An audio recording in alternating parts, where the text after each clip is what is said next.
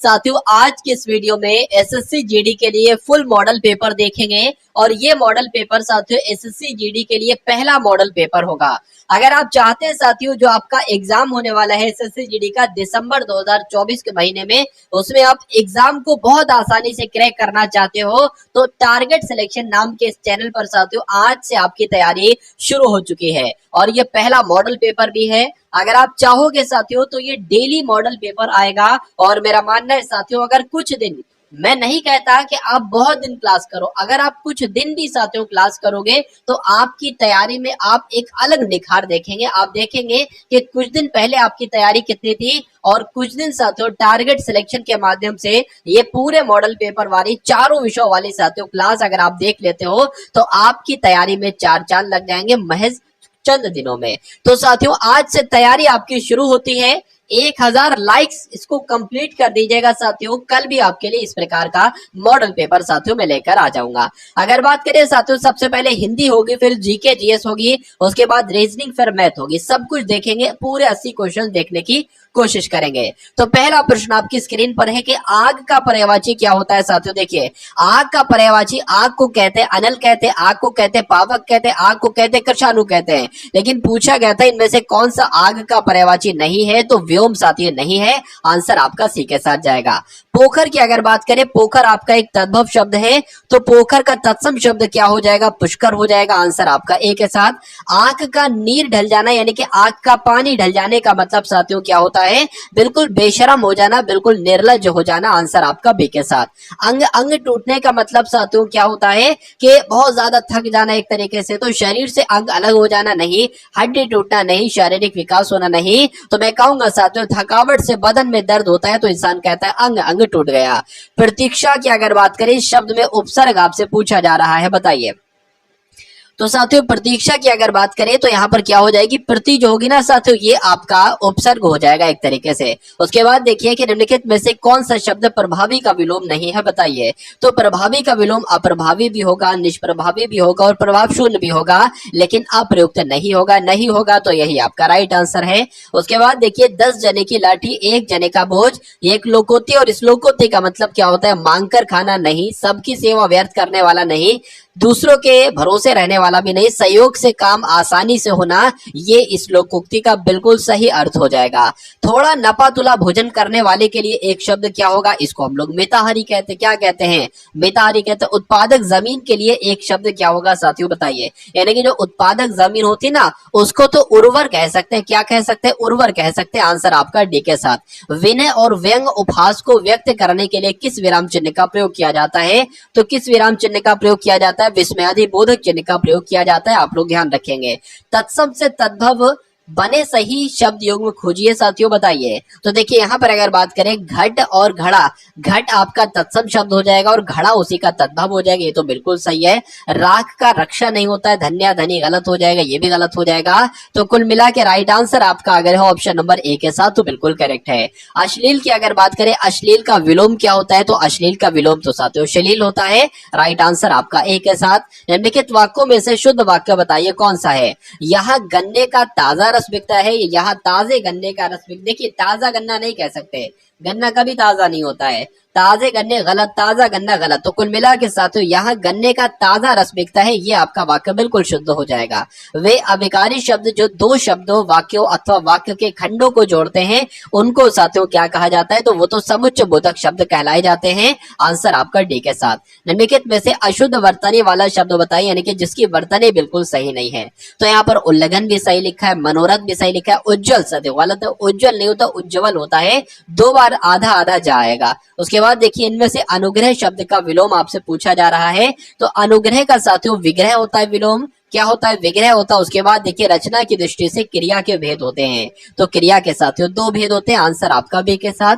किस शब्द की वर्तनी अशुद्ध है, बताइए। तो यहाँ पर अगर देखिए ऋषि सही है, संध्या सही है, संस्कार सही है, अगर सन्यासी गलत है, कैसे गलत, अगर यहाँ पर एक अंक की बिंदी आ जाती या 2 बार ना आ जाता कुल मिला के साथियों तो वो सन्यासी आपका बिल्कुल सही हो जाता। उसके बाद अधोलिखित में कौन सा शब्द तत्सम नहीं है, ये आपसे कुल मिला के पूछा जा रहा है। देखिए अधोलिखित मतलब जो नीचे शब्द लिखे हैं उसमें कौन सा तत्सम नहीं है, ये तो आपका तत्सम है, तत्सम होता है, ध्यान भी आपका तत्सम होता है, बोध भी आपका तत्सम होता है, लेकिन हाथ की अगर बात करें तो ये एक साथियों तद्भव शब्द है। कैसा शब्द है? ये आपका एक तद्भव शब्द है, तो आंसर आपका डी के साथ जाएगा।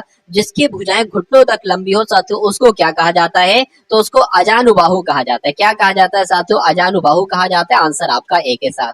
तो आपने साथियों 20 क्वेश्चन देखे हिंदी के, अब आप 20 क्वेश्चन देखेंगे सामान्य ज्ञान के, उसके बाद 20 क्वेश्चन रीजनिंग के और 20 क्वेश्चन मैथ के। पूरे मॉडल पेपर में से देखिएगा कितने क्वेश्चन आपके बिल्कुल सही जा रहे हैं। पुलित्जर पुरस्कार किस क्षेत्र में दिया जाता है? तो पत्रकारिता के क्षेत्र में दिया जाता है। वस्तु और सेवा कर को कब लागू किया गया? 1 जुलाई 2017 को लागू किया गया। ट्विटर सोशल नेटवर्किंग वेबसाइट की स्थापना साथियों कब की गई? तो 2006 में की गई। ये सभी के सभी क्वेश्चन एकदम टॉप लेवल के और आप लोग ध्यान रखेंगे। उसके बाद देखिए इंदिरा गांधी ए लाइफ इन नेचर पुस्तक के लेखक कौन है? तो जयराम रमेश हैं। इनका भी नाम आप लोग ध्यान रखेंगे। जल संरक्षण के लिए क्या करना चाहिए? तो नदियों पर बांध बनाना चाहिए, बिल्कुल।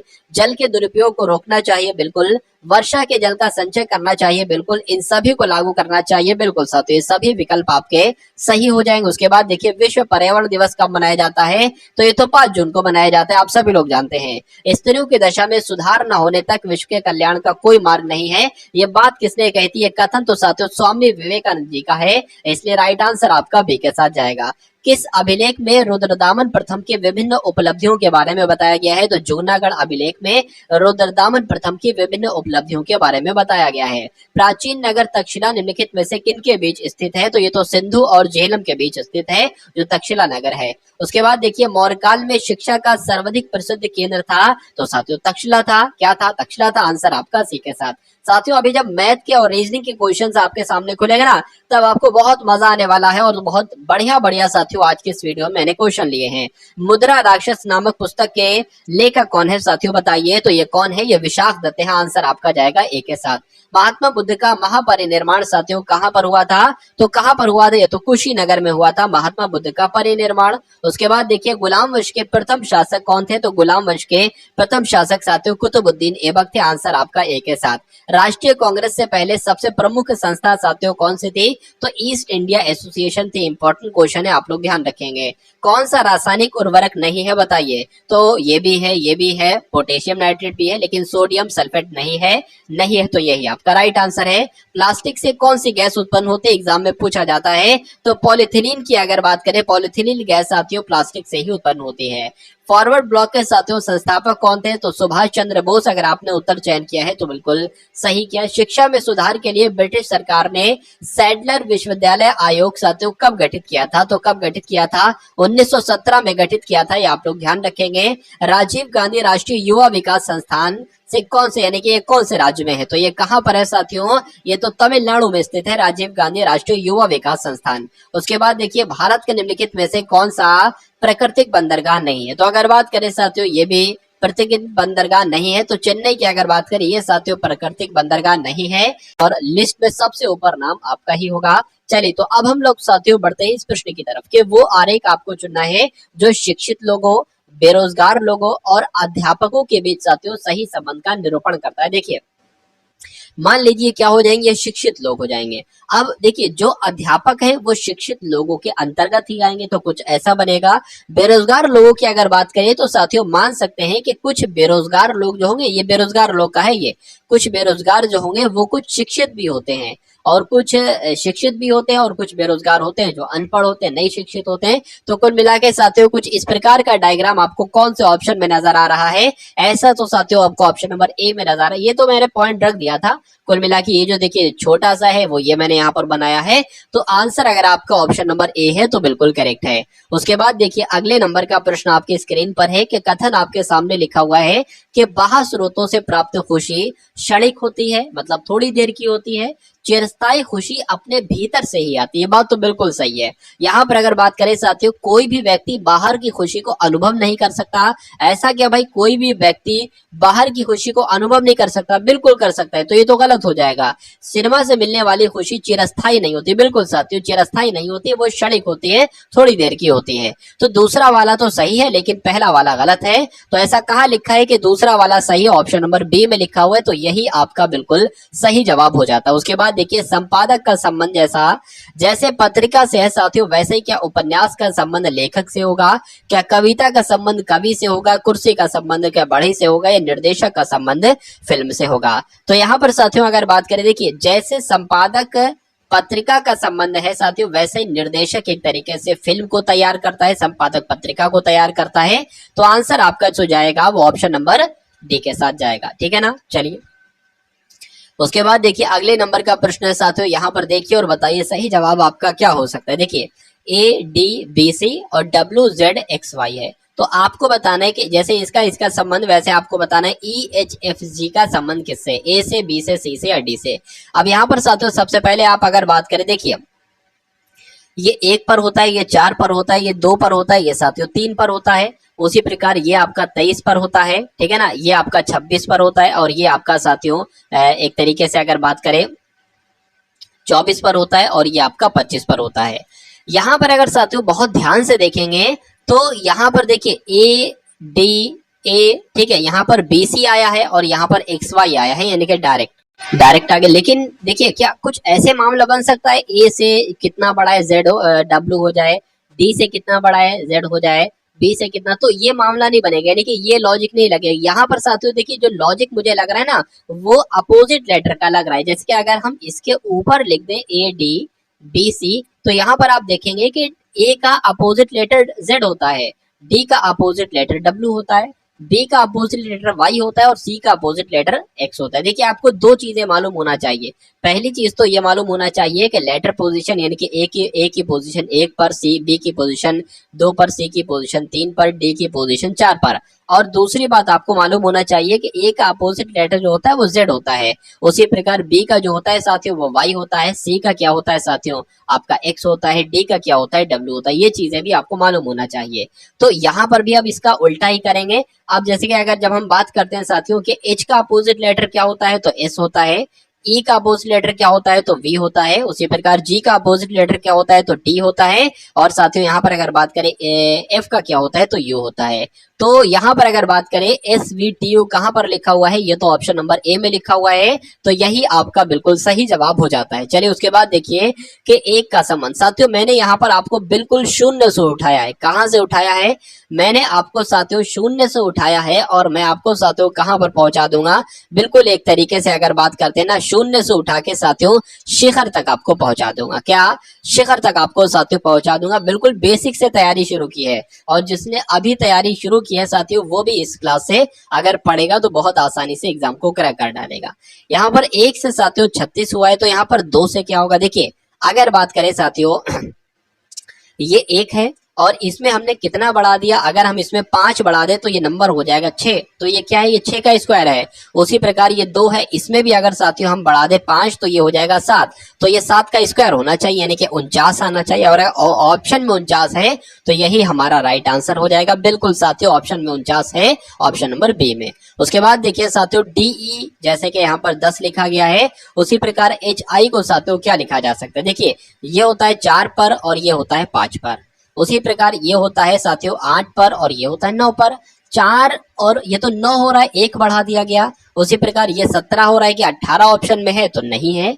दूसरी अगर बात करें इन दोनों की, अगर बात करें साथियों गुणा कराए 4 पंजे कितना हो जाएगा, 20 हो जाएगा, ये 20 का आधा है। उसी प्रकार इसकी साथियों गुणा कराए 8 2 64 8 9 72, अगर हम साथियों इसको आधा करें तो इसका आधा 36 होता है। क्या 36 ऑप्शन में है, तो बिल्कुल साथियों 36 ऑप्शन में, ऑप्शन नंबर सी में, और यही आपका राइट आंसर हो जाएगा। तो ये सवाल साथियों आपको उम्मीद करता हूं समझ में आ गया होगा। उसके बाद देखिए नेक्स्ट नंबर का क्वेश्चन आपकी स्क्रीन पर है, देखिए और बताइए सही जवाब आपका क्या होगा। देखिए यहाँ पर अगर बात करते हैं ये वाले में जितने भी लेटर हैं ये सब कौन है, ये लेटर एक तरीके से कौन है, ये स्कूल के बच्चे, यानी कि ए भी स्कूल का बच्चा, मैं इसको जूम कर देता हूँ आपके लिए, यानी कि ए भी साथियों स्कूल का बच्चा है, बी भी स्कूल का बच्चा है। अच्छा बी की बात करें, बी कलाकार वाले में भी तो आ रहा है, तो बी कलाकार भी है और स्कूल का बच्चा भी है।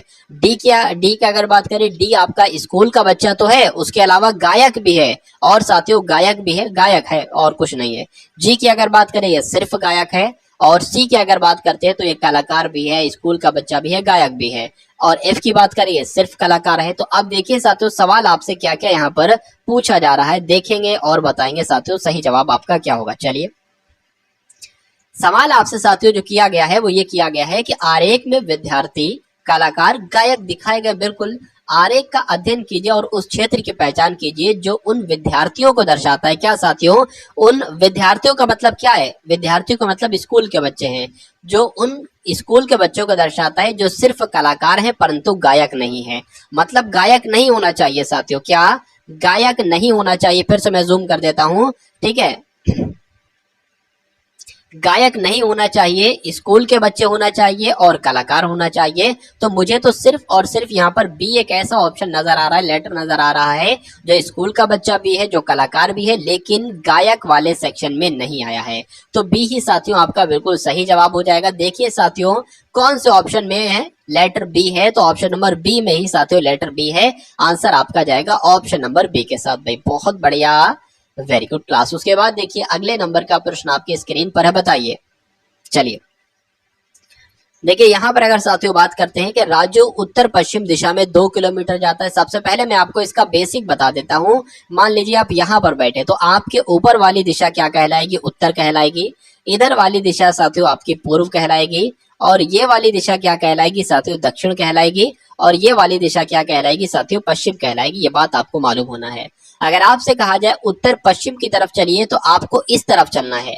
अगर आपसे कहा जाए दक्षिण पश्चिम की तरफ चलिए तो आपको इस तरफ चलना है। पहली बात। दूसरी बात आप लोग ध्यान रखेंगे, आपका जो सीधा हाथ होता है ना साथियों, सीधा हाथ, यही आपका साथियों दायां हाथ होता है। दूसरी बात, जो आपका साथियों उल्टा हाथ होता है, क्योंकि बहुत सारे लोग सीधा उल्टा हाथ तो मालूम है उनको साथियों, दायां बायां नहीं मालूम, तो वो आपका बायां हाथ कहलाया जाता है। तो इसको हटा देता हूं साथियों मैं। अब हम लोग बढ़ते हैं प्रश्न की तरफ। राजू उत्तर पश्चिम दिशा में 2 किलोमीटर चलता है। तो अगर साथियों बात करें उत्तर पश्चिम दिशा किधर होगी, मान लीजिए साथियों आप यहाँ पर है, आपका उत्तर ये था और पश्चिम ये था, यानी कि आप इस तरफ चले और इस तरफ चले साथियों, 2 किलोमीटर आप चले। चलिए थोड़ा सा स्पेस से मैं बना लेता हूं यहाँ पर, यानी कि आप यहाँ पर है साथियों, आप इधर चले, किधर कितना चले? 2 किलोमीटर चले। वहां से 90 डिग्री दक्षिणावर्त घूमे। देखिए दक्षिणावर्त कभी भी कहेगा 90 डिग्री दक्षिणावर्त घूमे, 180 डिग्री दक्षिणावर्त घूमे, तो इसका मतलब ये होता है क्लॉकवाइज। यानी कि आप अगर इधर है तो आपको ऐसे चलना है, इस तरफ चलना है। क्लॉकवाइज ये होता है दक्षिणावर्त। अगर आपसे कहा जाए वामावर्त आप चलिए तो वामावर्त होता है साथियों एंटी क्लॉकवाइज, यानी कि घड़ी की सुइयां ऐसे ऐसे ऐसे से जाती है ना, आपको ऐसे ऐसे ऐसे ऐसे चलना है, इस तरफ से चलना है, ऐसे करके चलना है। चलिए अब साथियों देखिए यहाँ पर क्या कहा गया है, 2 किलोमीटर चला दिया हमने इसको पश्चिम और उत्तर में। उसके बाद कहा गया है कि 90 डिग्री दक्षिणावर्त घूमिए। मान 90 क्या होता है, मान लीजिए आप जब इधर जा रहे हैं तो 90 डिग्री कहा जाए आप एकदम इधर मुड़ जाएंगे, तो 90 ठीक है, 90 डिग्री घुमा और 2 किलोमीटर चला। ठीक है भाई, 2 किलोमीटर हमने इसको चला दिया। उसके बाद कहा है फिर वहां से फिर से 90 डिग्री घुमा दक्षिणावर्त, फिर से हमने इसको 90 डिग्री चला दिया और 2 किलोमीटर चला है, 2 किलोमीटर चला दिया। तब वो अपनी आरंभिक अवस्था से कितनी दूर होगा साथियों, यानी कि यहाँ से वो कितनी दूर होगा? देखिए जब ये 2 किलोमीटर की दूरी है तो ये भी 2 किलोमीटर की दूरी होगी, और आंसर आपका जो जाएगा वो 2 किलोमीटर के साथ जाएगा। लेकिन पूछा क्या गया, देखिए तब वह अपनी आरंभिक अवस्था से किस दिशा में, अच्छा दिशा पूछी जा रही है।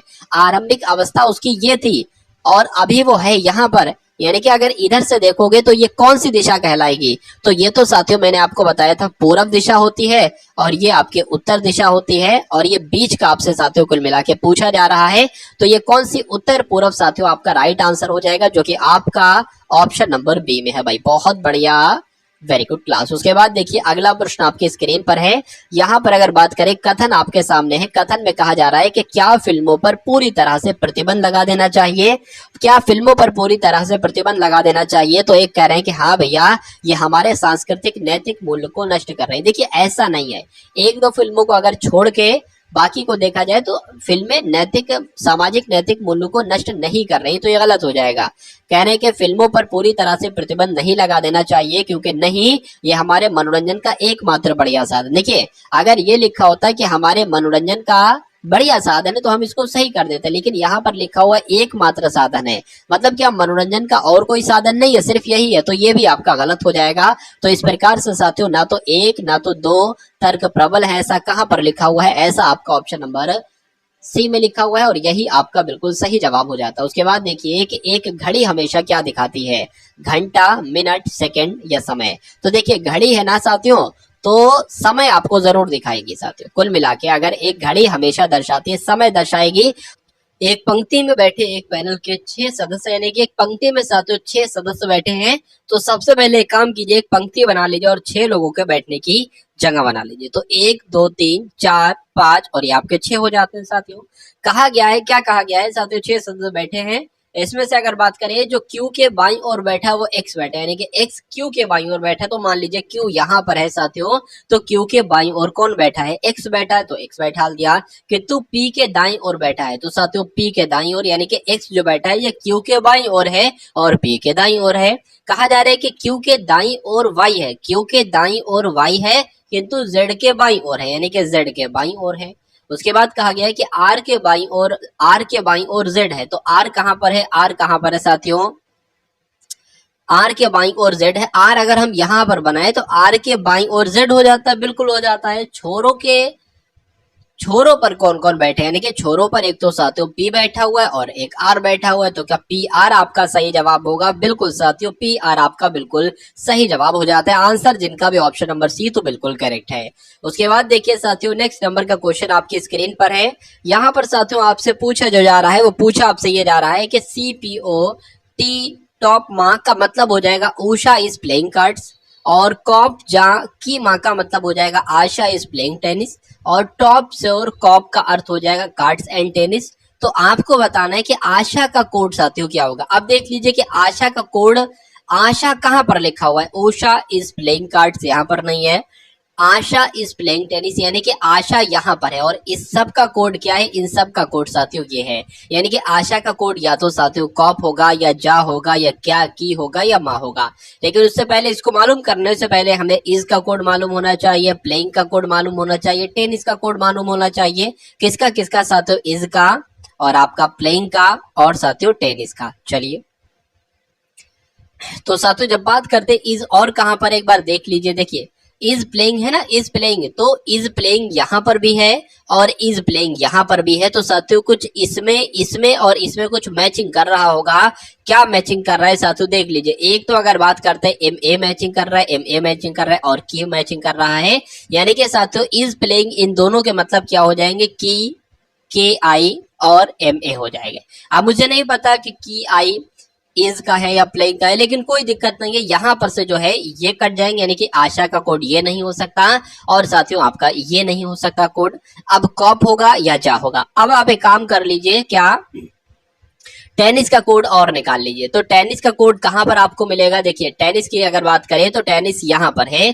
तो अब देखिए इसमें और इसमें कुछ सेम हो रहा होगा, तो कॉप यहां पर भी है, कॉप यहां पर भी है, यानी कि मैं कहूंगा कि साथियों कॉप भी आंसर नहीं हो सकता। क्यों, क्योंकि कॉप तो टेनिस का कोड हो जाएगा। अब बचा क्या साथियों, अब आपका बचा आशा और यहां पर बचा जे ए। क्या बचा साथियों, जे ए बचा।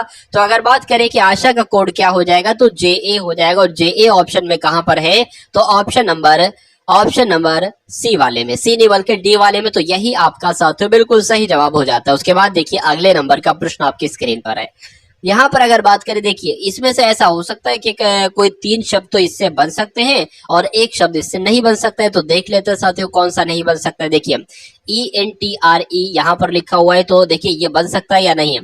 तो ई कहाँ गया, ई ये हो गया, एन ये हो गया, ठीक है ना, और टी आपका ये हो गया, आर ये हो गया, ENTR ई हो गया ना, ठीक है। अच्छा ये यहाँ पर 2 बार ई है, यहाँ पर तो कुल मिला के एक ही बार ही है, तो ये नहीं बन सकता, ठीक है ना। ये बन सकता है, नहीं बन सकता, देख लेते हैं। TRI, तो टी आपका ये हो गया, आर आपका ये हो गया, आई आपका ये हो गया, AN और ए आपका ये हो गया, एन आपका साथियों ये हो गया, ANGLE, जी आपका ये हो गया, एल आपका ये हो गया, और ई कहाँ पर है साथियों, ई कहां पर, अच्छा यहाँ पर एक ही ई की जरूरत थी ना, तो एक ही ई हो जाए, मतलब ये वाला तो बन जाएगा। यानी कि मैं कहूं अगर साथियों कि ये वाला नहीं बन रहा है, ये वाला बन रहा है। अब देखिए क्योंकि अभी मुझे भी नहीं पता है कि इसमें क्या पूछा जा रहा है, यहाँ पर वैसे सही तरीके से लिखा होना चाहिए था, कोई दिक्कत नहीं। RELA, तो आर ये हो गया आपका, ई आपका ये हो गया, एल आपका ये हो गया, ए ये हो गया, TING, टी ये हो गया, आई ये हो गया, एन ये हो गया, जी ये हो गया। तो ये वाला बन सकता है, तो हो सकता हो ये वाला भी बन सकता हो, देख लीजिएगा आप। यानी कि इसमें ये पूछा गया था कि कौन सा नहीं बन सकता, तो ऑप्शन नंबर ए वाला शब्द नहीं बन सकता और यही आपका सही जवाब हो जाता है। तो यहाँ पर देखिए साथियों, अब यहाँ पर हमको देखना है कि कौन कौन से ऑप्शन बन सकते हैं और कौन कौन से ऑप्शन नहीं बन सकते हैं। तो सबसे पहले वाले की अगर बात करते हैं, REP लिखा हुआ है साथियों, तो R ये हो गया, उसके अलावा E ये हो गया और आपका P ये हो गया। उसके बाद लिखा है RES लिखा हुआ है, तो R साथियों ये हो गया, उसके बाद E आपका ये हो गया और S किधर गया, S किधर गया साथियों, S यहाँ पर नहीं है, तो मैं कह सकता हूँ ये वाला नहीं बन सकता है। तो पहला वाला साथियों नहीं बन सकता है, ठीक है। दूसरा वाला देखते हैं एक बार कि REP लिखा हुआ है साथियों, तो REP कहा गया, R ये हो गया, E ये हो गया साथियों और P आपका ये हो गया। चलिए उसके बाद RO, फिर से R आ गया, फिर से RO आ गया और O आ गया साथियों। उसके अलावा ACH आ गया, A ये हो गया, CH आपका ये हो गया, यानी कि ये वाला बन सकता है। इस वाले को देखिए साथियों, PHAN, तो P कहाँ पर क्या आपका, P आपका ये है और उसके अलावा साथियों H आपका ये है, A आपका ये है और N किधर गया, N आपका ये है और TOMT ये हो गया, O ये हो गया, M किधर गया, M आपका ये हो गया। तो ये वाला भी बन सकता है। तो कुल मिला के अगर बात करें, देखिए ये वाला भी बन जाएगा मेरे हिसाब से, CEM, तो C किधर गया, ये हो गया, E ये हो गया, M ये हो गया, उसके बाद ENT ये हो गया। तो मैं कह सकता हूं साथियों जो ऑप्शन नंबर A में साथियों वर्ड्स है ये नहीं बन सकता इन लेटर्स की मदद से, बाकी नीचे तीनों वाले बन सकते हैं। और जो इसमें से साथियों ये नहीं बन सकता ना, ये सारे बन सकते हैं, तो यही आपका राइट आंसर हो जाएगा, ऑप्शन नंबर A। उसके बाद देखिए अगले नंबर का प्रश्न आपकी स्क्रीन पर है, देखिए और बताइए सही जवाब आपका क्या होगा। यहाँ पर अगर बात करें FGHT है, उसके बाद यानी कि जैसे इससे जो है ना ये लेटर्स बनाए गए हैं OPQR, वैसे ही BCDE से कौन से लेटर बनाए जा सकते हैं, ऑप्शन नंबर A वाले, B वाले, C वाले या साथियों D वाले। तो देखते हैं साथियों, सबसे पहले लेटर पोजीशन आपको साथियों मालूम होना चाहिए कि ये 6 पर होता है, ये 7 पर होता है, ये 8 पर होता है, ये साथियों 20 पर होता है। उसके अलावा अगर बात करें O 15 पर होता है साथियों, ये 16 पर होता है, ये 17 पर होता है, ये आपका 18 पर होता है। चलिए उसी प्रकार अगर बात करें यहाँ पर, तो ये आपका 2 पर होता है, ये 3 पर होता है, ये 4 पर होता है, ये 5 पर आपका होता है। ये आपको यहाँ पर साथियों कुल मिलाकर दिख रहा होगा। चलिए देखिए यहाँ पर एक दिक्कत साथियों ये है कि ये आई है, एक तरीके से ये आई है, तो आई यहाँ पर पता क्या आएगा, यहाँ पर साथियों 9 आएगा। अब यहाँ पर देखिए लगातार नंबर है, कैसे लगातार, 6 7 8 9 15 16 17 18 2 3 4 5। बस हमें देखना ये है कि इससे ये कितने नंबर आगे है, वही नंबर हम यहाँ से यहाँ आगे कर देंगे और लगातार हम लेटर को लिख देंगे यहाँ पर। तो ये 9 है, ये 9 पर होता है, ये 15 पर होता है, यानी कि 6 बढ़ाया गया, तो यहाँ पर भी जब साथियों कितना बढ़ेगा, जब 6 बढ़ेगा तो 11 आ जाएगा, यानी कि 11 12 13 14 लगातार नंबर आ जाएंगे। और 11 पर होता है K और फिर होता है L, फिर होता है M और फिर होता है M। तो साथियों KLMN के ऑप्शन के कहीं पर लिखा हुआ है, कहां पर लिखा हुआ है साथियों, ये तो ऑप्शन नंबर B में लिखा हुआ है, तो यही आपका बिल्कुल सही जवाब हो जाता है। उसके बाद देखिए साथियों नेक्स्ट नंबर का क्वेश्चन आपकी स्क्रीन पर है कि 17 का संबंध 64, 17 का संबंध 60 से है, तो 20 का संबंध साथियों किससे होगा, बताइए। देखिए अगर 17 को जब हम 60 बनाना चाहें, तो अगर 17 की गुणा 3 से कराना चाहें तो 17 एकम 17, 17 दूना 34, 17 3 51 हो जाएगा। लेकिन यहाँ पर जब हम 9 प्लस कर देंगे तो ये नंबर बन जाएगा 60। उसी प्रकार से इसकी गुणा भी 3 से कराएंगे, कितना आ जाएगा, 60 आ जाएगा। और जब इसमें साथियों जिसके यहाँ पर 9 प्लस किया, यहाँ पर भी 9 प्लस कर देंगे तो 69 आ जाएगा। क्या 69 साथियों ऑप्शन में है, तो बिल्कुल साथियों ऑप्शन में है, ऑप्शन नंबर बी में है और यही आपका साथियों राइट आंसर हो जाता है। चलिए यहाँ पर साथियों मछली का संबंध शेल्क से बताया गया है, तो भालू का संबंध साथियों किससे होगा ये आपको बताना है। पंख से होगा, पत्ते से होगा, लोमचर्म से होगा या त्वचा से होगा। देखिए यहाँ पर अगर बात करें कि मछली की जो खाल होती है साथियों, मछली की जो खाल होती है इसको क्या कहा जाता है, शेल्क कहा जाता है।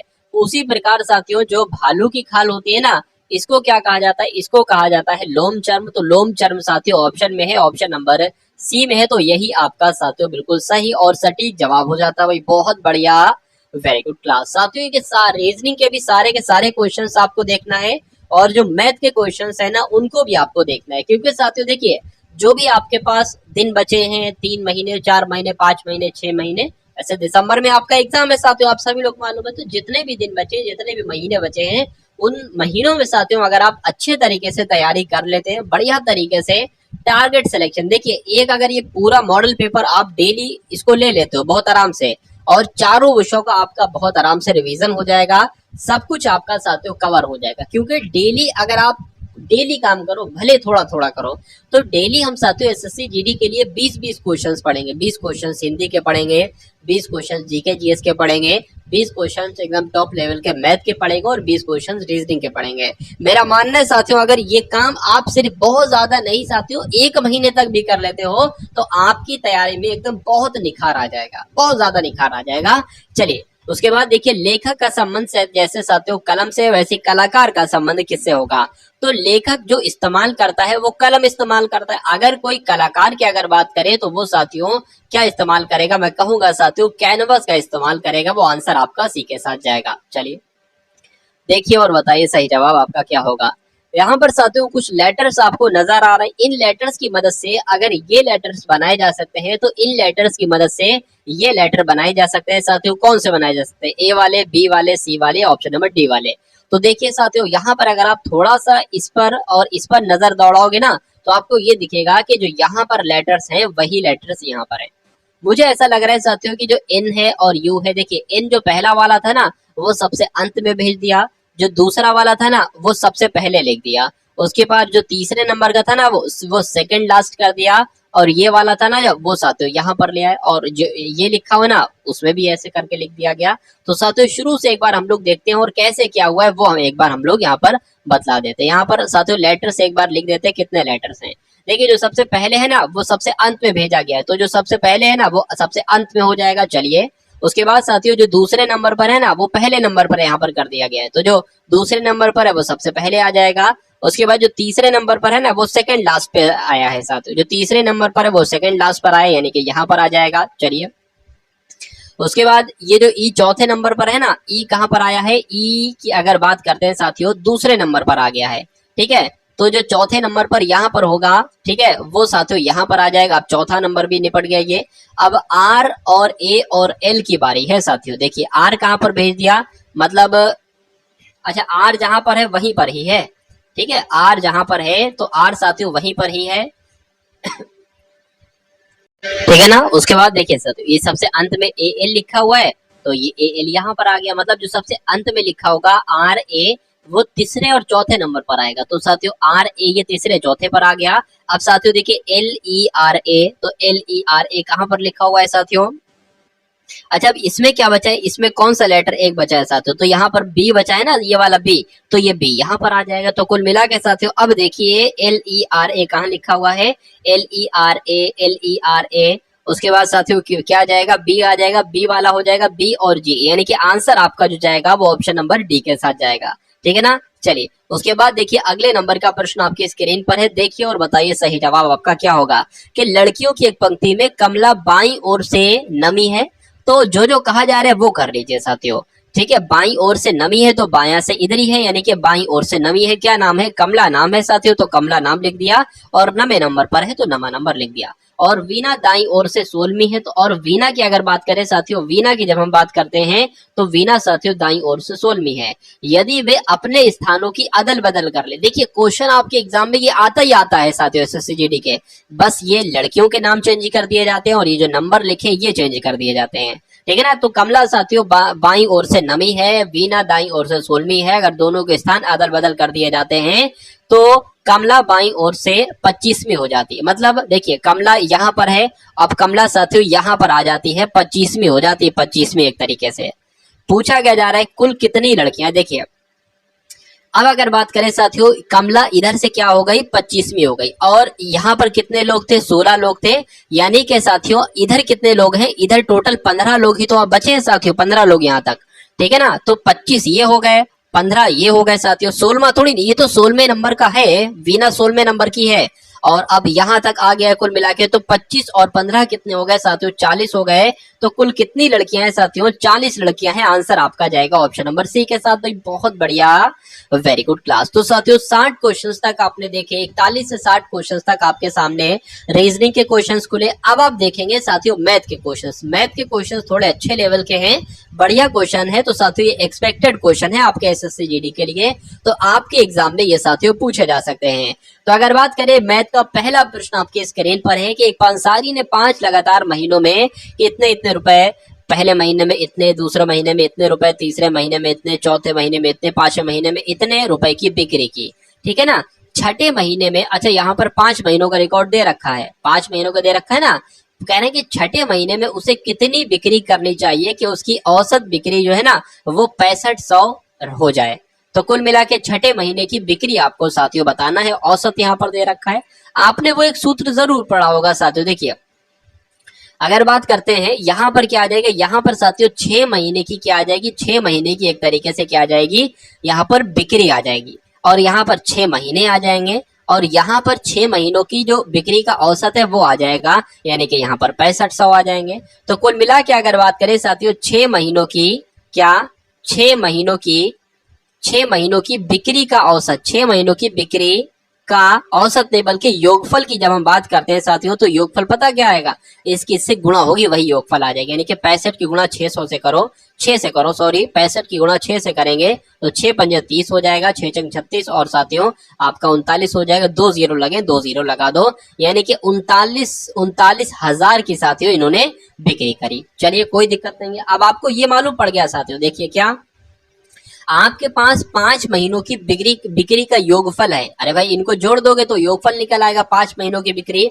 और आपके पास 6 महीने की बिक्री का योगफल है। तो अगर इन 5 महीनों की बिक्री का योगफल अगर इसमें से माइनस कर देते हैं तो उसमें से साथियों जो बचेगा ना वो छठे महीने की ही बिक्री होगी। तो कुल मिला के 39,000 आप लोग ध्यान रखेंगे, ये क्या है, ये कुल मिला के 6 महीनों की बिक्री का एक तरीके से योगफल है। अब इसको जोड़ लो, अब बस इतना करना है। देखिए 2 और 0 5 7 हो जाएगा, 7 7 14 हो जाएगा, 14 और 5 साथियों कितना हो जाएगा, 19 हो जाएगा।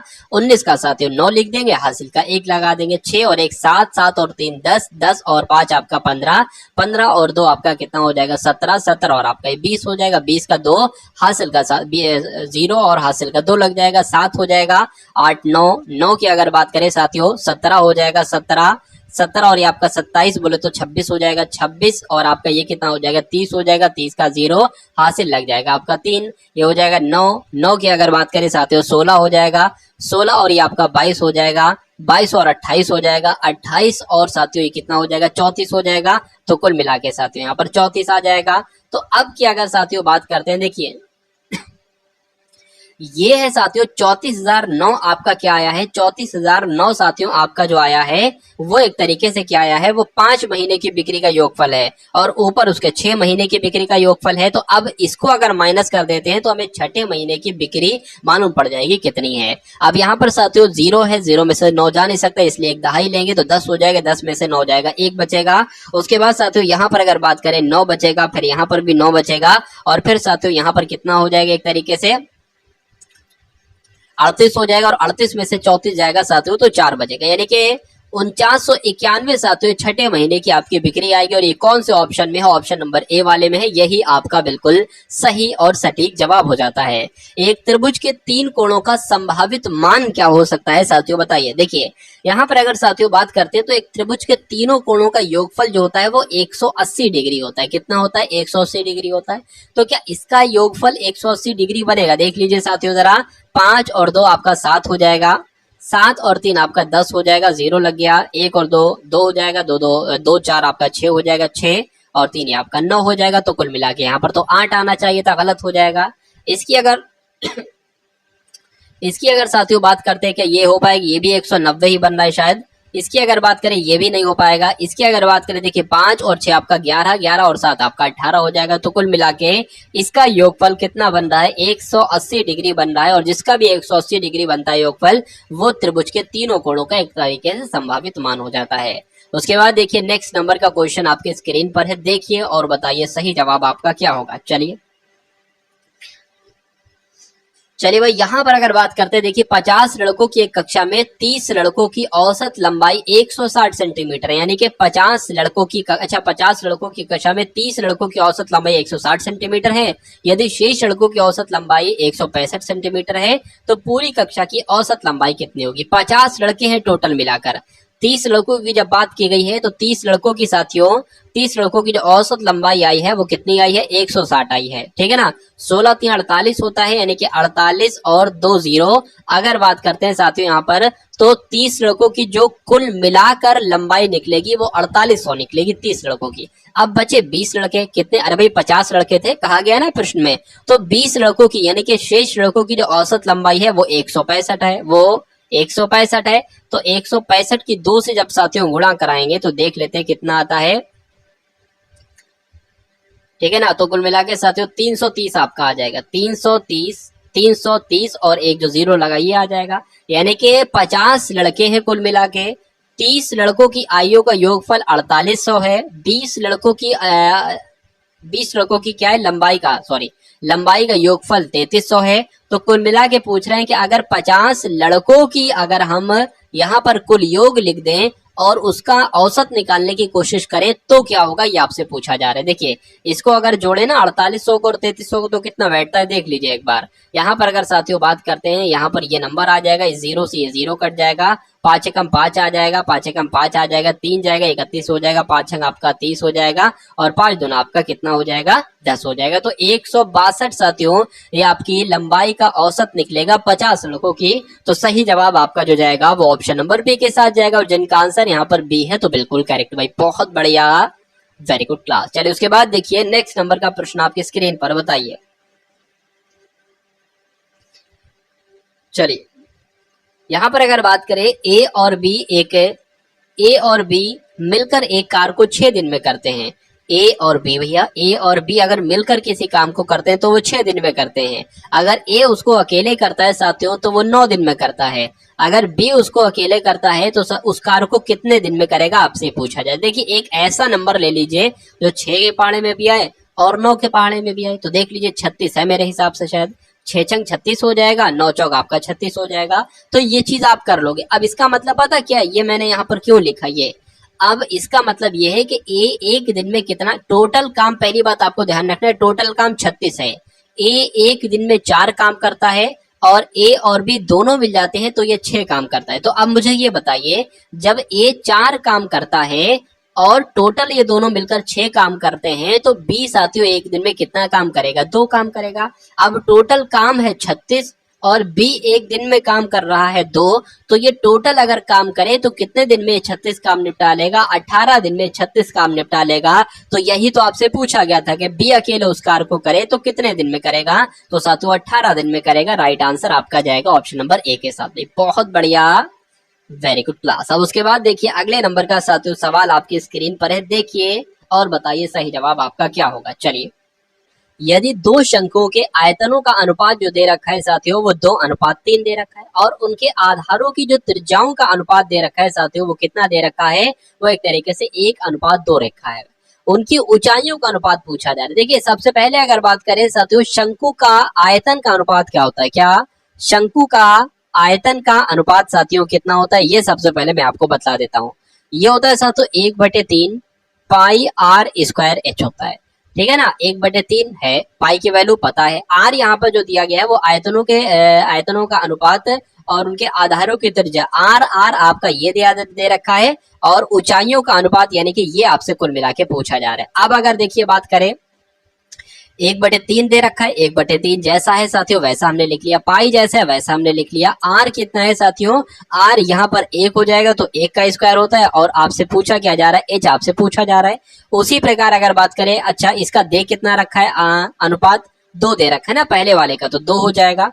दूसरे वाले की अगर बात करें 1/3 जैसे दे रखा है वैसे कर लिया, पाई वैसे लिख लिया। आर लिखा है ना तो आर यहाँ पर क्या है 2 है तो साथियों 2 का स्क्वायर हो जाएगा, 2 का स्क्वायर हो जाएगा और यहाँ पर एच हो जाएगा। इसका अनुपात कितना दे रखा है, 3 दे रखा है। कहा है 2 शंकुओं के आयतनों का अनुपात 2:3 है तो 2 हो गया पहले वाले का, नीचे वाले का साथियों 3 हो गया। अब देखिए 1/3 और पाई ये कैंसिल हो जाएगा, इससे ये कैंसिल हो जाएगा पूरा, ठीक है। चलिए अब यहाँ पर 4 आ जाएगा, अब इस 4 की गुणा हो जाएगी इससे तो यहाँ पर 4 आ जाएगा, इस 1 की गुणा हो जाएगी इससे। अब यहाँ पर पता सिर्फ क्या है, सिर्फ H1 और H2 है तो यहाँ पर H1 की जो वैल्यू हो जाएगी वो 8 हो जाएगी और H2 की वैल्यू 3 हो जाएगी। तो उनकी ऊंचाई का मतलब हाइट का मतलब H, उनकी ऊंचाइयों का अनुपात निकलता है, वो कितना अनुपात निकलता है, 8:3 निकलता है। तो 8:3 आपका बिल्कुल सही जवाब हो जाएगा, जो कि ऑप्शन नंबर सी में है भाई। बहुत बढ़िया, वेरी गुड क्लास। चलिए भाई, उसके बाद देखिए अगले नंबर का प्रश्न आपके स्क्रीन पर है, देखिए और बताइए सही जवाब आपका क्या हो सकता है। कि 50 मीटर लंबी एक गाड़ी 10 मीटर लंबे एक प्लेटफॉर्म को 10 सेकंड में पार करती है। गाड़ी की गति आपसे पूछी जा रही है, यानी कि गाड़ी की चाल आपसे पूछी जा रही है। तो आप सभी को पता होगा साथियों, गति यानी कि चाल बराबर क्या होता है, चाल बराबर होता है साथियों दूरी बटे समय होता है, दूरी बटे समय होता है। अब यहाँ पर अगर बात करें 50 मीटर लंबी एक गाड़ी, तो ये दूरी हो जाएगी। चलिए, और अच्छा दूरी पता, कभी भी अगर प्रश्न में साथियों ट्रेन की लंबाई आ जाए और प्लेटफॉर्म की लंबाई आ जाए, तो दूरी पता क्या होती है, प्लेटफॉर्म प्लस ट्रेन की लंबाई होती है। तो ये तो ट्रेन की लंबाई हो गई प्लस ये साथियों प्लेटफॉर्म की लंबाई हो गई, तो ये कुल मिला के दूरी हो गई। और समय कितना साथियों दे रखा है, समय आपका 10 सेकंड का दे रखा है, यानी कि कितना हो जाएगा, 150 बटे 10 हो जाएगा। तो कुल मिला के साथियों इस जीरो से जीरो कैंसिल हो जाएगा, यानी कि आपकी चाल जो आएगी, आपकी गति जो आएगी साथियों, वो 15 मीटर प्रति सेकंड आएगी। 15 बचा ना, तो 15 मीटर प्रति सेकंड आएगी। तो 15 आपका बिल्कुल सही जवाब हो जाएगा, जो कि ऑप्शन नंबर ए में है भाई। बहुत बढ़िया, वेरी गुड क्लास। उसके बाद देखिए नेक्स्ट नंबर का क्वेश्चन आपकी स्क्रीन पर है। देखिए ए का 2 गुना, बी के 3 गुने तथा सी के 4 गुने के बराबर है। तो ए अनुपात बी अनुपात सी आपसे कुल मिलाकर यहाँ पर क्या जा रहा है, पूछा जा रहा है। चलिए, तो बढ़िया लेवल का साथियों क्वेश्चन है, ठीक है। जैसा जैसा कहा जा रहा है वैसा वैसा कर दीजिए। तो कुल मिला के साथियों अगर ये क्वेश्चन आपके सामने एग्जाम में आ जाए, तो आप कैसे करोगे, ए का 2 गुना कहा गया है ना, तो ए का 2 गुना कर दिया। उसके बाद साथियों बी का 3 गुना कहा गया है, तो बी का अगर 3 गुना कर दिया। और सी का 4 गुना कहा गया है, तो सी का साथियों 4 गुना कर दिया, ठीक है ना। इसके बराबर है, तो ए अनुपात बी अनुपात सी बराबर क्या हो जाएगा। देखिए इसकी अगर बात करें तो ये तो अलग अलग निकल आएगा साथियों, ए अनुपात बी अनुपात सी। और यहाँ पर जो आएगा ना, वो 2 लिखा है ना, तो 1/2 हो जाएगा। जैसे जैसे मैं आपको बता रहा हूँ वैसे वैसे आपको करना है। ये 1/3 हो जाएगा, और ये साथियों क्या हो जाएगा, 1/4 हो जाएगा। अब इन जो नीचे वाले नंबर है ना, 2 है, 3 है, 4 है, इनका एलसीएम आपको ज्ञात करना है। इनका साथियों क्या आपको ज्ञात करना है, इनका एलसीएम आपको ज्ञात करना है। कैसे एलसीएम ज्ञात करेंगे देख लीजिए साथियों। क्या हो जाएगा, 2 से कट करेंगे तो 2 एकम 2, 3 नहीं कट करेंगे ऐसे लिख दिया जाएगा। 2 से कट करेंगे साथियों 4 को, तो 2 दूना 4 हो जाएगा। यहाँ पर साथियों 2 आ जाएगा, ठीक है ना, तो 2 एकम 2 हो जाएगा। अब यहाँ पर 3 आ जाएगा, तो सब साथियों कट जाएंगे। कुल मिला के 2 दूना 4, 4 दूना, ठीक है, 4 3 12। तो कुल मिला के 12 इसका जो एलसीएम निकलेगा, वो आप कहाँ पर, इसके गुणा में लिखेंगे, इसके भी साथियों गुणा में लिखेंगे, और इसके भी साथियों गुणा में निकलेंगे। यानी कि अब जो आंसर आएगा वो डायरेक्ट आंसर आ जाएगा।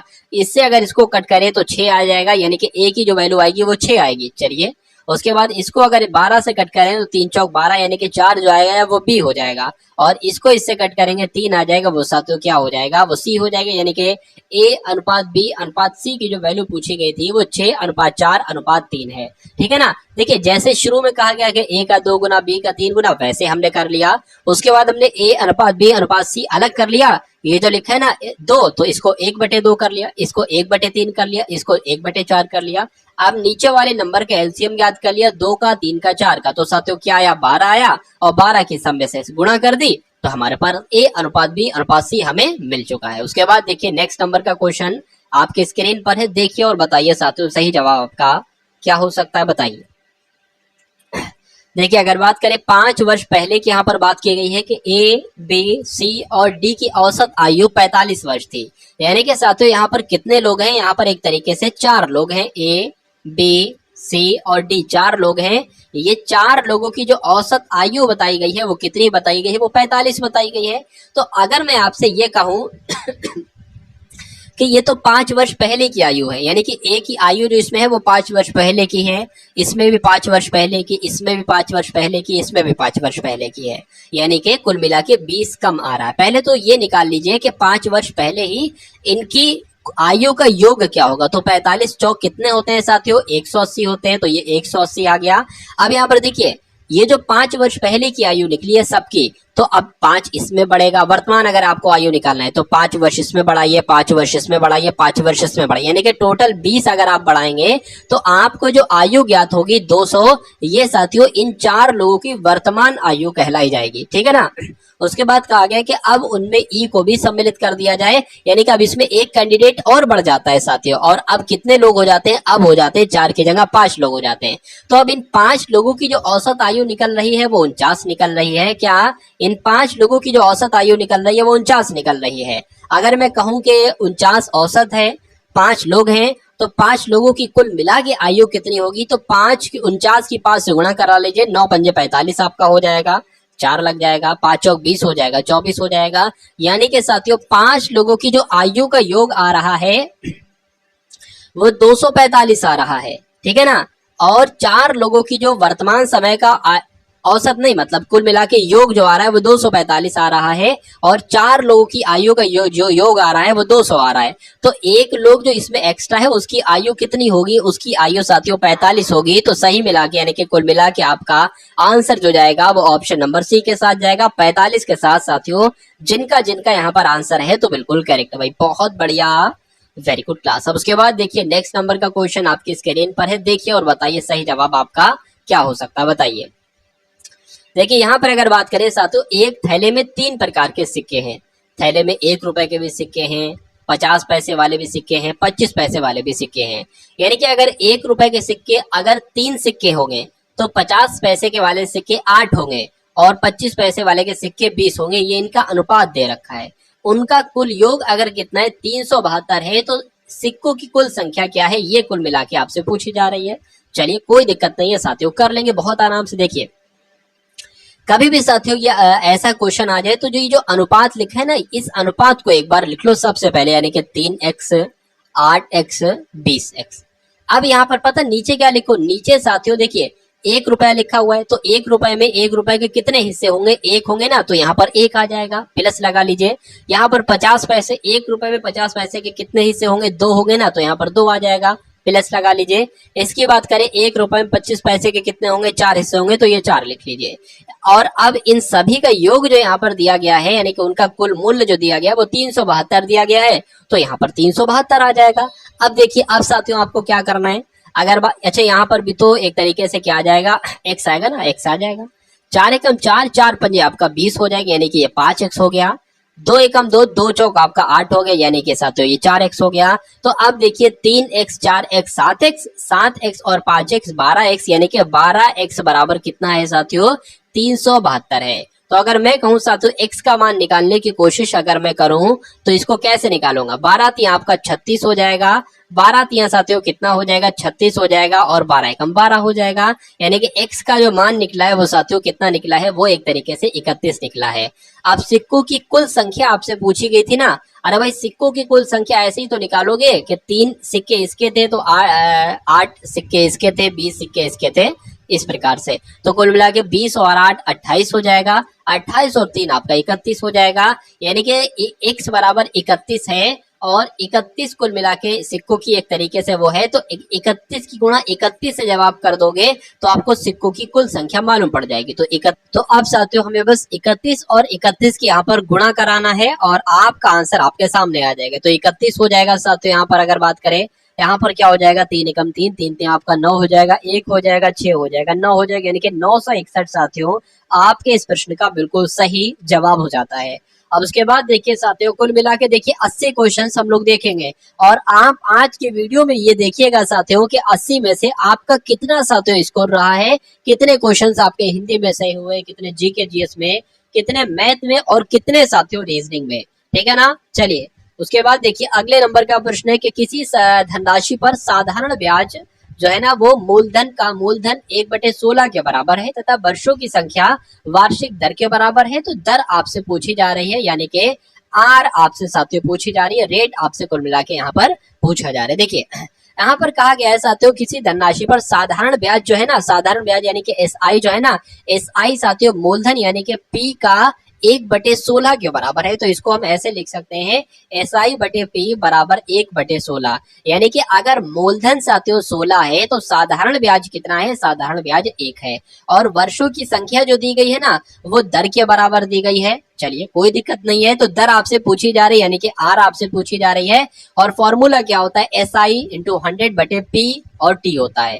तो साथियों SI यहाँ पर क्या आ जाएगा, SI अगर 1 है और 100 हो जाएगा साथियों, और P कितना है, P 16 है। और यहाँ पर अगर बात करें जो T है ना, T R ही आएगा, क्योंकि यहाँ पर कहा गया कि वर्षों की संख्या वार्षिक दर के बराबर है, तो यहाँ पर R आ जाएगा।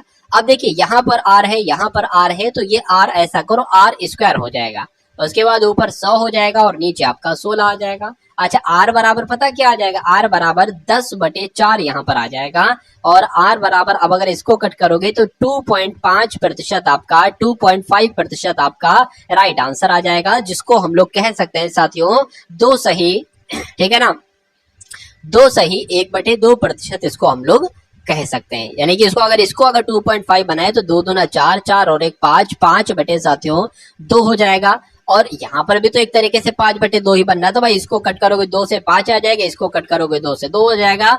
तो कुल मिला के जिनका भी आंसर यहाँ पर ऑप्शन नंबर 2 है तो बिल्कुल करेक्ट भाई, बहुत बढ़िया, वेरी गुड क्लास। उसके बाद देखिए नेक्स्ट नंबर का क्वेश्चन आपकी स्क्रीन पर है कि एक व्यायामी अपनी सामान्य चाल की 5/4 चाल से दौड़कर अपने दौड़ने के समय में 5 मिनट सुधार करता है। उसी दूरी को दौड़ने में उसे सामान्यतः कितना समय लगता था, यह आपसे कुल मिलाकर पूछा जा रहा है, बताइए। चलिए बहुत अच्छा क्वेश्चन साथियों, एग्जाम में पूछा जाता है, ठीक है। तो यहाँ पर अगर साथियों बात करें कि अगर कोई एक ऐसा बंदा है जो अपनी साथियों पहले कितनी चाल से चलता था, साथियों पहले अगर 4 चाल से चलता था और फिर साथियों वो 5 चाल से चलने लगा, इसका मतलब ये है। तो जब 4 चाल से चलता था और 5 चाल से चलने लगा, तो वो अपनी दौड़ने के समय में उसने 5 मिनट अपना सुधार कर लिया। अगर 50 मिनट में पहले इस चाल से दौड़ने पर चलता था, 5 मिनट में अगर वो इस चाल से दौड़ने लगा साथियों, तो उसने 50 की जगह 45 मिनट में अपना वो रास्ता पूरा करने लगा। ये इसका मतलब ये हुआ 5 मिनट सुधार करता है। उसी दूरी को दौड़ने में उसे सामान्यतः लगने वाला समय, यानी कि पहले कितना समय लगता था, तो ये तो चाल का अनुपात है। चाल का अनुपात का उल्टा साथियों समय का अनुपात होता है। तो समय का अनुपात क्या हो जाएगा, 5:4 हो जाएगा। अभी उसका समय ये लगता है, पूछा जा रहा है पहले सामान्यतः कितना लगता था, पहले ये लगता था। अब यहाँ पर अगर साथियों बात करें दौड़ने में 5 मिनट का सुधार लगता है, यानी कि 4x 5x, अगर x बराबर यहाँ पर 5 है साथियों, और पहले ये एक तरीके से 5x है यहाँ पर, और ये 4x है, और ये 4x है और ये 5x है। तो पहले कितना समय लगता था, पहले 5x लगता था और x की वैल्यू 5 है, तो कुल मिला के 5 पंजे 25 मिनट लगते थे। राइट आंसर आपका जो जाएगा वो ऑप्शन नंबर सी के साथ जाएगा। उसके बाद देखिए अगले नंबर का सवाल आपकी स्क्रीन पर है, देखिए और बताइए साथियों सही जवाब आपका क्या होगा। यहाँ पर अगर बात करें, यदि एक त्रिभुज के शीर्षलंब में 10% की वृद्धि की गई हो जबकि उसके क्षेत्रफल को अपरिवर्तित रखा हो, तो इसके संगत आधार में कितने की कमी होगी, बताइए। चलिए 10% की बढ़ोतरी की गई है तो 10 × 10 आ जाएगा, और बढ़ोतरी की है तो 1/110 आ जाएगा, यानी कि 0 से ये 0 कट जाएगा, 100/11 आ जाएगा। और 100/11 को कैसे लिख सकते हैं साथियों, 11 × 11 ये 99, 11 × 11 तो हो नहीं सकता, 11 नीम 99 हो जाएगा, ठीक है ना, 11 नीम 99 हो जाएगा। अब कितना बचेगा साथियों, 1 बचेगा, वो 1 यहाँ पर आ जाएगा। तो कुल मिला के 9 सही 1/11% आपका राइट आंसर हो जाएगा। 2 अंकों की, यानी कि 2 अंकीय संख्याओं का योगफल की जो बात की गई है साथियों वो कितनी है, यानी कि 2 अंकों की संख्याओं का योगफल 132 है।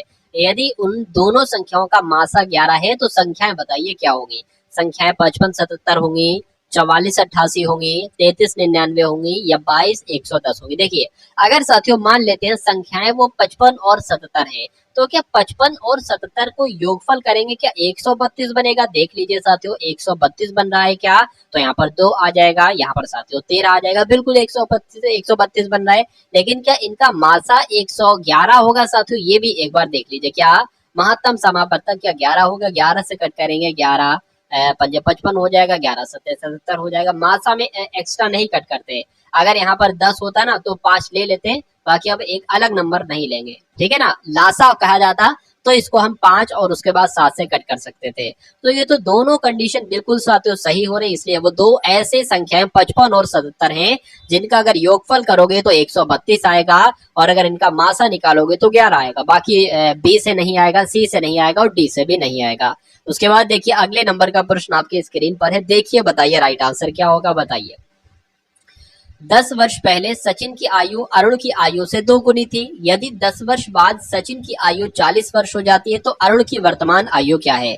देखिए 10 वर्ष पहले की बात चल रही है, सचिन की आयु और अरुण की आयु, सचिन की आयु जो है ना वो अरुण की आयु से 2 गुनी है, तो अगर इसकी 2x आयु है तो इसकी x है। अच्छा ये 10 साल पहले की आयु है। वर्तमान समय की अगर आयु की बात करें तो वर्तमान समय की आयु इसकी ये बनेगी 2x प्लस 10 और x प्लस 10, ठीक है ना। ये x हो गया अरुण की आयु, किसकी, सचिन की आयु है, तो 10-10 प्लस कर दिया यानी कि वर्तमान की आयु बन जाती है। उसके बाद कहा गया है कि यदि 10 वर्ष बाद सचिन की आयु 40 हो जाती है। अच्छा सचिन कहाँ, सचिन ये है, सचिन ये है, 10 वर्ष बाद अगर किसकी कितनी हो जाती है, 40 हो जाती है। ये तो वर्तमान है, अगर हम इसमें 10 वर्ष और जोड़ दें, जैसा कि इसमें कहा गया है कि 10 वर्ष बाद सचिन की आयु कितनी हो जाती है, 40 हो जाती है, तो साथियों इसको एक बार कैलकुलेट करा लो और x का मान निकाल लो। जब x का मान निकल आएगा तो अरुण की आयु आपको बहुत आराम से मालूम पड़ जाएगी। तो 2x प्लस 20 क्या, 2x प्लस 20 बराबर क्या है साथियों, 40 है। 2x की अगर बात करें बराबर 40 माइनस 20 हो जाएगा, 40 माइनस 20 हो गया, यानी कि x बराबर क्या हो जाएगा, ये आपका 20 हो जाएगा, अपॉन में 2 आ जाएगा, तो x का वैल्यू निकलेगी साथियों वो 10 निकलेगी। तो मैं कह सकता हूँ अरुण की आयु साथियों x थी और x का मान 10 है, और 2x यानी कि इसकी आयु, सचिन की आयु कितने निकलेगी, 20 निकलेगी। तो कुल मिला के साथियों आंसर आपका जाएगा ऑप्शन नंबर बी के साथ, यानी कि साथियों 10 आपका ऑप्शन यहाँ पर बिल्कुल सही हो जाएगा। अच्छा एक सेकेंड, यहाँ पर अगर साथियों बात करते हैं तो अरुण की वर्तमान आयु क्या है। अब एक बात यहाँ पर आपने बहुत बड़ी मिस्टेक कर दी, यहाँ पर ये 10 वर्ष पहले की आयु है, ये भी अरुण की 10 वर्ष पहले की आयु है, और ये भी 10 वर्ष पहले की आयु है। कहा गया था ना 10 वर्ष पहले सचिन की आयु अरुण की आयु से 2 गुनी थी, तो अगर वर्तमान आयु निकालना है तो इसमें हमें 10 और जोड़ना पड़ेगा, तो 20 साल कुल मिला के आएगी साथियों। ये जो मैंने निकाला है ना अरुण की आयु साथियों 20 वर्ष आएगी, और इसकी आयु जो निकलेगी ना साथियों वो 20 निकलेगी, और 10 वर्ष हमें एक्स्ट्रा करना होगा वर्तमान के लिए, तो इसकी 30 बैठेगी। तो कुल मिला के आंसर आपका ऑप्शन नंबर ए के साथ जाएगा। उसके बाद देखिए नेक्स्ट नंबर का क्वेश्चन आपकी स्क्रीन पर है, बताइए कि कोई व्यक्ति एक साइकिल 1400 में खरीदता है, उसे 15% की हानि पर बेचता है, तो उसको कितने रुपए में बेचता है, ये आपसे पूछा जा रहा है। तो 1400 का 85% निकाल लीजिए साथियों, 15% कम करेंगे ना 100 में से, तो 85% निकाल लीजिए। 85 की गुणा साथियों 14 से कर लीजिए, क्या 4 पंजे 20 हो जाएंगे आपके, 4 अट्ठे 32 हो जाएंगे, तो 34 आ जाएंगे, और यहाँ पर साथियों 85 आ जाएंगे, 0 आ जाएगा, 9 आ जाएगा साथियों, और 11 आ जाएगा, यानी कि 1190 साथियों आपका साइकिल का विक्रय मूल्य हो जाएगा। भाई बहुत बढ़िया, वेरी गुड क्लास। उसके बाद देखिए अगले नंबर का साथियों प्रश्न आपकी स्क्रीन पर है, देते चलिए। देखिए यहाँ पर बात करें तो यहाँ पर सिर्फ और सिर्फ एक अंडर रूट की कमी है। अब सवाल पूरा हो गया, इसका मान आपसे कुल मिलाकर क्या किया जा रहा है, पूछा जा रहा है साथियों, बताइए।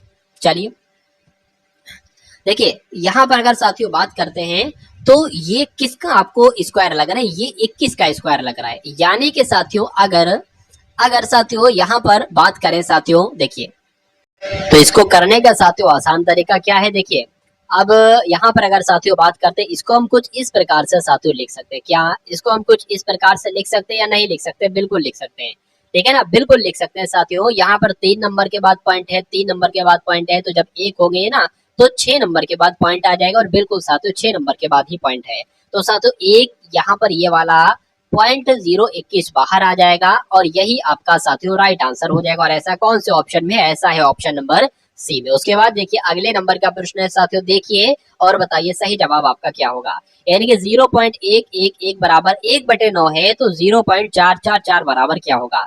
देखिए ये 444 मतलब उसके बाद भी है, तो अगर हम इसमें से 4 साथियों क्या करते हैं, कॉमन ले लेते हैं, और यहाँ पर क्या हो जाएगा साथियों 0.111 और ऐसे करके कुल मिला के हो जाएगा। अच्छा यहाँ पर इसकी वैल्यू आपको दे रखी है 111.111 की वैल्यू 1/9 है, तो 4 गुणा 1/9 आ जाएगा, यानी कि यहाँ पर 4/9 आ जाएगा, तो कुल मिला के 4/9 ही आपका क्या राइट आंसर होगा साथियों। तो बिल्कुल 4/9 ही आपका यहाँ पर राइट आंसर